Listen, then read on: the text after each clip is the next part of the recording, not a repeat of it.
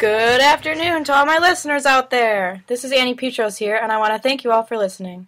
The topic of the day is water skiing. So if you are like me and love being out on the open water, then you are going to love this podcast. I can still remember the first time I ever went water skiing. It was a scalding hot day in late June. I was 7 years old, and my dad finally thought I was old enough to learn how to water ski. I was so nervous because water skiing was something that I wanted to do ever since I was able to talk. My dad took me out in the boat, gave me some pointers, and thus began a series of stressful, failing attempts to get up on those skis. I kept trying to remember all the little tips my dad had given me, but it didn't seem to help me enough to get up. I would topple to the left, then topple to the right, then I would lean back too far and fall on my back. I just couldn't get it and was getting so frustrated that I just wanted to quit.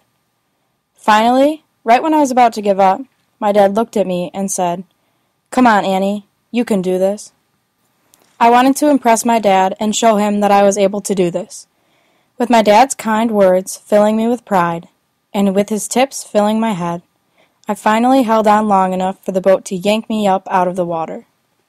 I can still remember how fantastic it felt to be out of the water. That is, for the 3 seconds until I face-planted.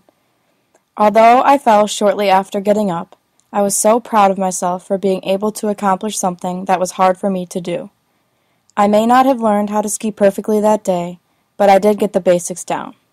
From there, it just took practice and determination to really master the sport. Now, I'm a collegiate-level skier, participating in tournaments throughout the year.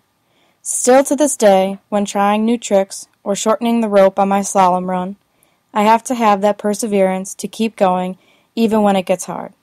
I also have to remember that it's okay to fall and get frustrated as long as I keep trying. So remember, if you're trying to learn how to ski, don't be afraid to faceplant and just keep on trying. Anyway, that is my embarrassing story of my first attempt at skiing. Hopefully, I can be an inspiration to any of you listeners who, like me, aren't the quickest learners when it comes to skiing. Thank you all for tuning in. I hope you have a wonderful day.